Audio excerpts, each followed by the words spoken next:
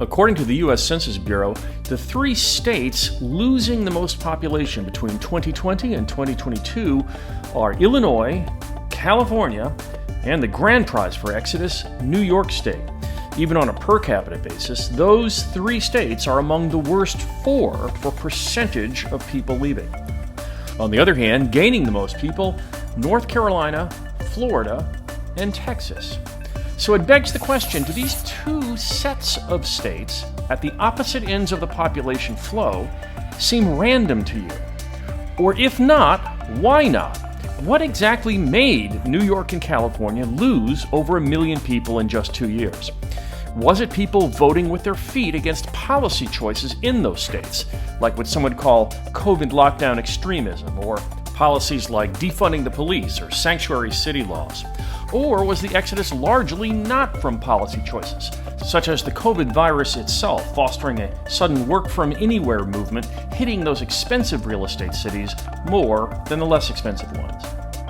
Welcome to the first episode of How to Be More Like Bob Bowden, a podcast title chosen in equal parts for self-deprecation and actual egotism. In a moment, my conversation with William Frey, a demographer with the Brookings Institution, on national migration trends. But also, if you find this content useful, please give us a like. We need the help with the algorithm. And also share with us your thoughts in the comments section below. This program is sponsored by VitaFair, which is actually my company.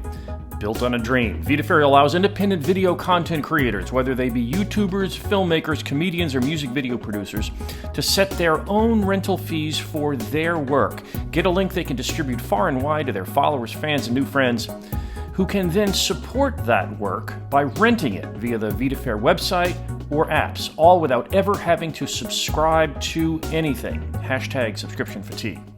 But more on that later. Here's my conversation with Bill Frey.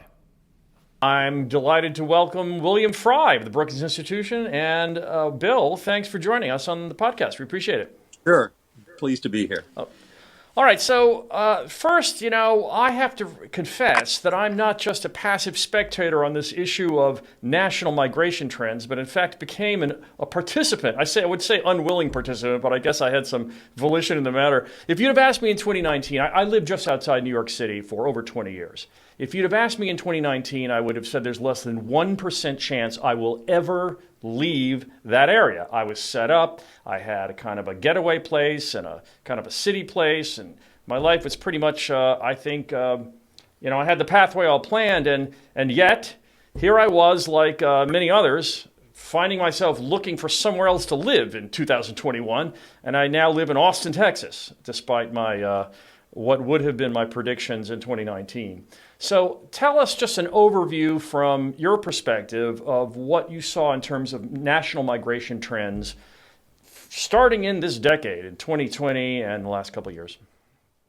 Well, 2020, of course, is a very unusual year, as everyone knows. It's the year that the pandemic began. People were told to stay at home. People were told to wear masks. People were told to work from home. And nobody really knew what was going to happen in 2021 or 2022. They weren't even thinking about that. They were thinking, oh, my God, what do I do now?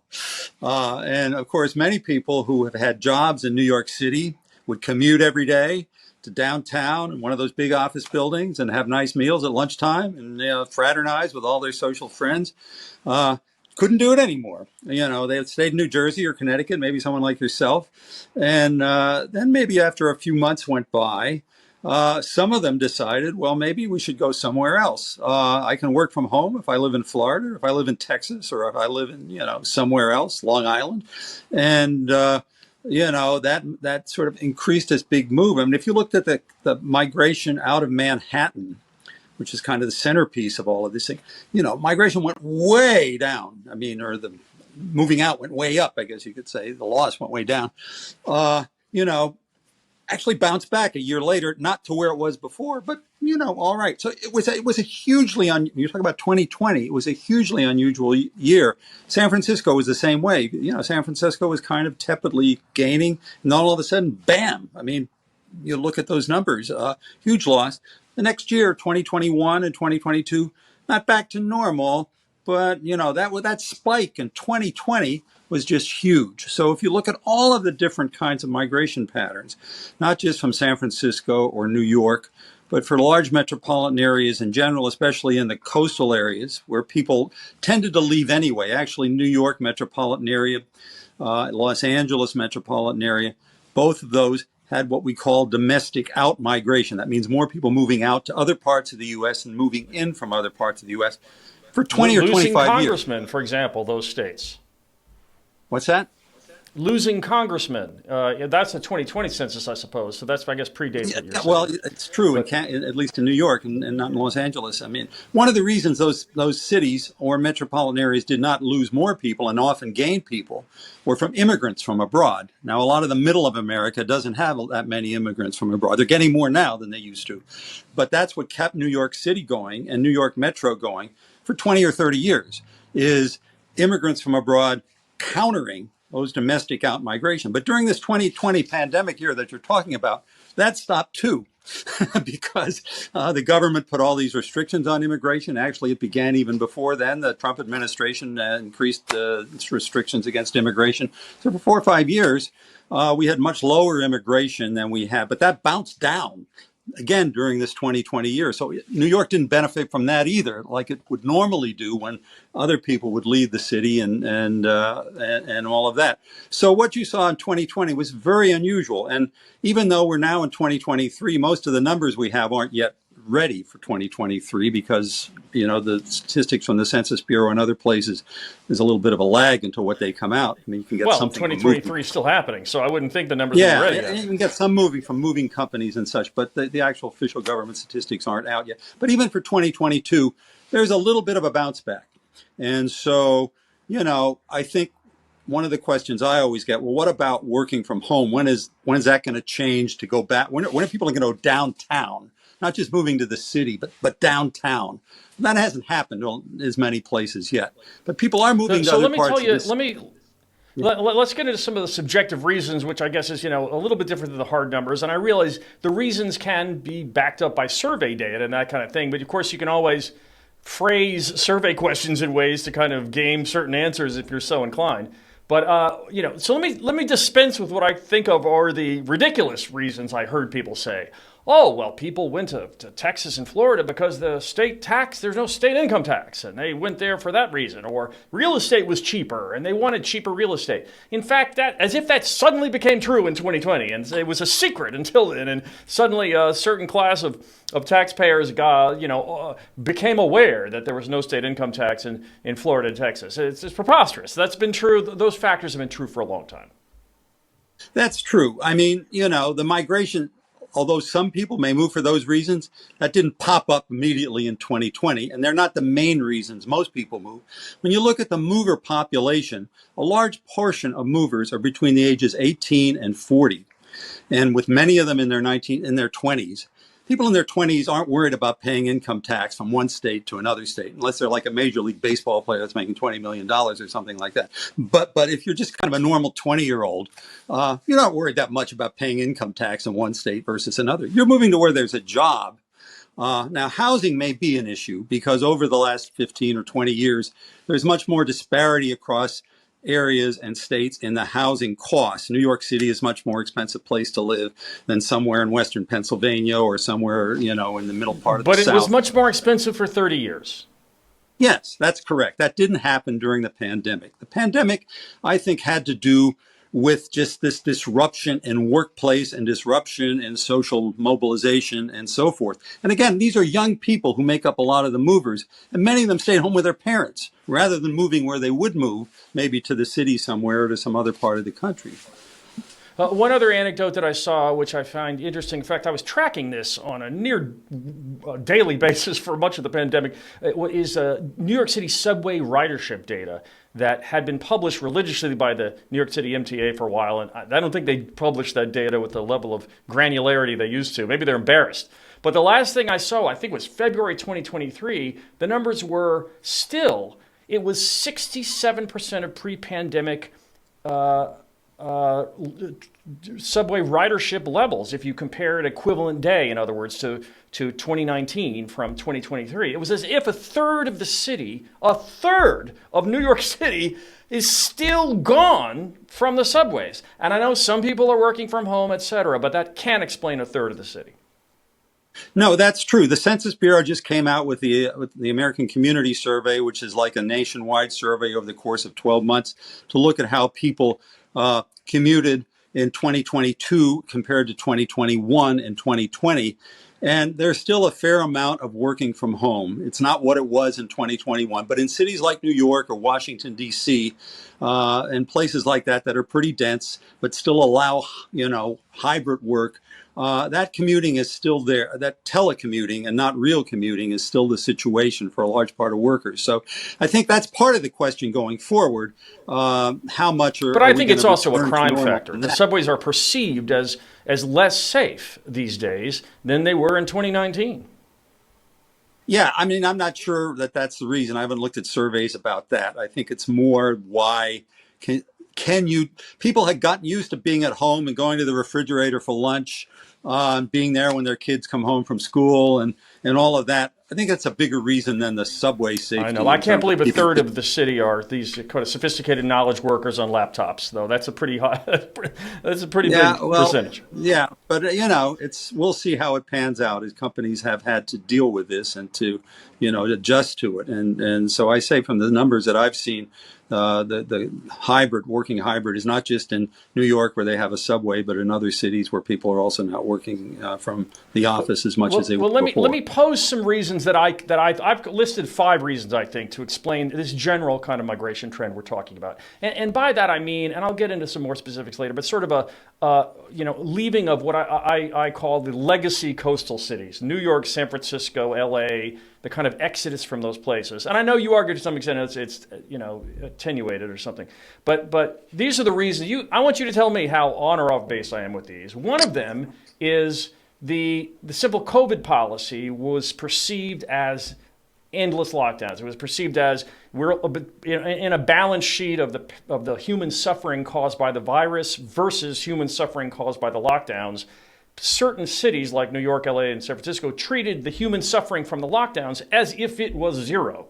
It never talked about, not really mentioned as a priority. It was only virus transmission levels that were told to the public, this is all we're looking at. If the virus, as if to imply, if the virus stayed at such and such level for 10 years, we'll just stay locked down for 10 years because the only metric by which we are judging whether to continue a lockdown is virus transmission levels. So I think people looked at that and said, no, there's another side of this ledger sheet, which is being ignored. And also the fact that it was done largely through what's called executive order, a form of one-man rule, really. I mean, and during wartime, we had state legislatures vote on laws, and yet we had this protracted one-man rule called executive order where governors would just decide what industries couldn't open. So that's my reason number one: the COVID policy, and things like vaccine mandates. Even after it was determined the vaccine didn't stop transmission, so COVID policies writ large, I think, was factor number one. Why don't you respond to that first?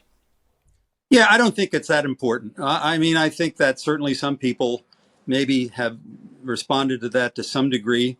But, I haven't done a study of states and governors and laws and all of this kind of thing. But I think that, cities like New York and San Francisco and Los Angeles have tended to lose migrants anyway, as I told you, for the last 25 or 30 years.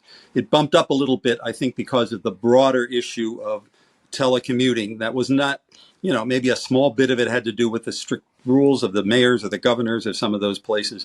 But I think it more had to do with the broader just being a little bit jittery about what was going on and the ability to continue to do their work maybe from another place that even was based in New York or in San Francisco or in Los Angeles. I hate to feel like I'm clinging on to the past with the COVID stuff, and I'll move on. But I would say that I did see people put out data saying we're ranking states by the degree to which they are sort of, COVID stringent versus COVID permissive. That there were data that was presented to sort of represent, and of course cities are within states are disparities, but that by state they presented data on how much sort of COVID locking down and mandates and all that by state. I'd love to see that correlation coefficient between that and exodus from those states. And I know causality is not correlation, but I still would be very curious to see. It does seem to me, anecdotally, as if the states that tended to be the strongest in terms of these sort of lockdowns and mandates were the ones people left the most. Would that be right? What would you guess? Yeah, again, I don't think it's that big of a deal. I mean, but if you were going to do that study, I would do it again after the lockdowns ended and seeing if the next generation, as they say, it's mostly young people who do the moves. If the next generation of young people are going to then come back to those places without those kinds of restrictions, we'll see in a couple of years. Okay. Well, all right. So let's move on to number 2, which is the law enforcement reimagined piece. And, you tell me about, I was looking at, this is a piece, a New York Times opinion piece by a Marim Kaba, and sorry if I mispronounced that, but this was published, not by a blogger in a tinfoil hat in a basement, but by the New York Times. And the title was of the piece, "Yes, we mean literally abolish the police because reform won't happen." And then a 2021 story in The Guardian saying these U.S. cities defunded the police. Portland, Oregon cut $15 million from the budget and disbanded a gun violence reduction plan. San Francisco pledged to divest $120 million from police over 2 years. Minneapolis using police cuts to launch a mental health team to respond to certain 911 calls. It gave a list. New York, L.A., Chicago, Seattle, Milwaukee, Philadelphia, Baltimore, and a dozen other cities have all reduced police spending, unquote. That from The Guardian, this 2021 story called "These U.S. Cities Defunded Police." So I would say that if you an NBC New York story saying that BLM looters would not be prosecuted, and the general concept of what's been called bail reform, that critics call catch and release, has been a factor that was new. It was not really part of the normal debate between kind of liberals and conservatives before 2020, or maybe before 2018 or something. And yet we see stories about millions of dollars being cut from police departments in most of the kinds of cities from which we saw exodus. Your thoughts? I don't think it has much to do with migration across state lines. I think people move across state lines largely for jobs. They move largely for housing costs. They move largely for their children. I think I sent you something from the Census Bureau for 2023 where they asked a national survey of people for various different moves. One of the housing-related reasons is, let me look at this now, wanted a better neighborhood or less crime. That's 2.5% of all the interstate moves in the United States. So that includes wanting a better neighborhood, not just less crime. So would that have been San Francisco's number? I mean, I would think crime can't be. Pardon? This is nationally. Exactly. So I think by doing it nationally, you're diffusing a lot of this impact that I'm citing from the big cities that defunded the police, so to speak. Well, let me put it another way. I mean, if you're going to move, say you don't like living in San Francisco because you're afraid of crime, you don't have to leave the state of California. There are a lot of other places in California that you can move to. You can move to the suburbs. There's some pretty nice suburbs of San Francisco where I think people would feel pretty safe living. And I think that in general, when you talk about interstate migration, you're talking about these broad things like the labor market. You're talking about housing costs, and you're talking about perhaps climate in some places for people who are retired. One of the reasons they move to Florida or Texas or someplace like that is because of the climate. To move, if you decide you're going to move somewhere, especially if you're established, maybe in your 30s or 40s, you have kids in school, your spouse is working, you've already made connections in your neighborhood and with your local community. So maybe the crime rate goes up in a neighborhood not too far from you.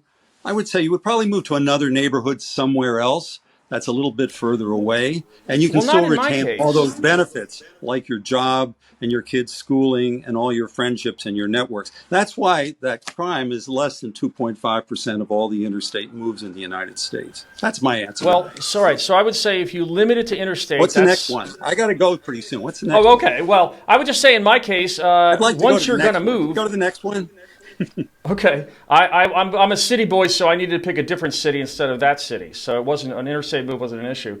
The next one was issues of sanctuary cities and migrants. You had certain mayors, including New York City Mayor Eric Adams, reversing his position on sanctuary cities very publicly, and now the Washington, D.C. mayor has said something similar, and there have been protests in Chicago anyway from people who live there saying, why are hotel rooms, et cetera, being offered to migrants when we don't have the same level of benefits here? And so I think that's part of, I guess, that maybe it should have been a bullet point under the crime factor, but it's certainly been highly controversial. There are been protests around the country in these, particularly these kinds of legacy cities, about that issue.